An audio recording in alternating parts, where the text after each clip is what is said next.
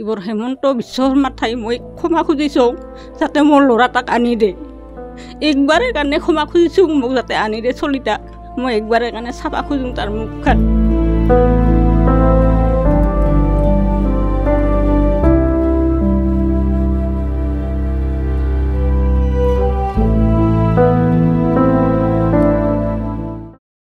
মোৰতো অসুখ আৰু আমাৰ ল'ৰা গৈছে বাহিৰত, বুধবাৰে গৈছে। বুধবাৰে তাতে যায়ে নাপালোঁ। ৰাস্তাতে মানে কি অঘটন ঘটিল এতিয়া আৰু আমিহে জানিব আৰু ভগৱানেহে জানিব, সিতাতো মই নাজানো। এইবোৰ হেমন্ত বিশ্ব শৰ্মাৰ ঠাই মই ক্ষমা খুজিছোঁ যাতে মোৰ ল'ৰা তাক আনি দে।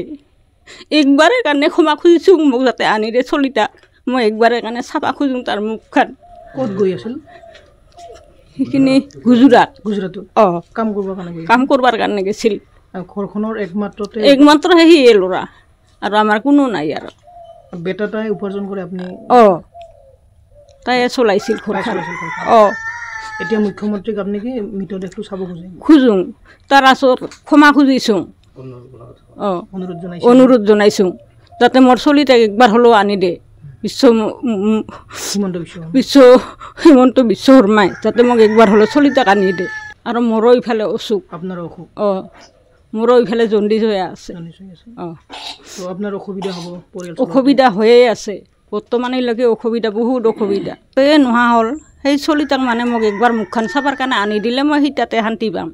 বৰহলা 2 নং গাঁৱৰ বিকাশ ৰায় যোৱা 25 তাৰিখে কাম সূত্ৰে, যিহেতু দুখীয়া ঘৰৰ ল'ৰা আৰু একমাত্ৰ ঘৰৰ এজনেই ল'ৰা,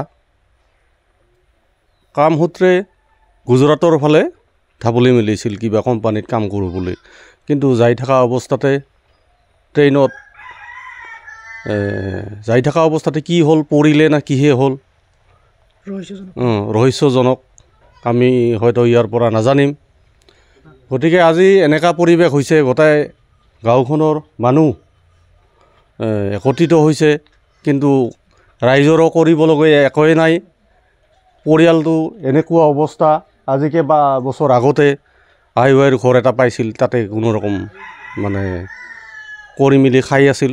কিন্তু তাৰ পৰা মৃতদেহটো আনাৰ কাৰণে হয়তো বহু ধনৰ প্ৰয়োজন হ'ব আৰু তেওঁলোকৰ আজি সেইটো অৱস্থা নাই।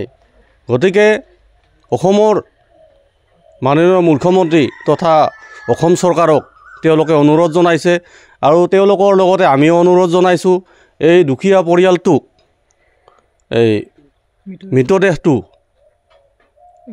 অনাৰ ক্ষেত্ৰত শেষবাৰৰ বাবে চাৱাৰ কাৰণে তেওঁলোকে এটা যদি ব্যৱস্থা কৰি দিয়ে, নিশ্চয় তেওঁলোকে অলপ হ'লেও উপকৃত হ'ব। যিহেতু ঘৰখনৰ একমাত্ৰ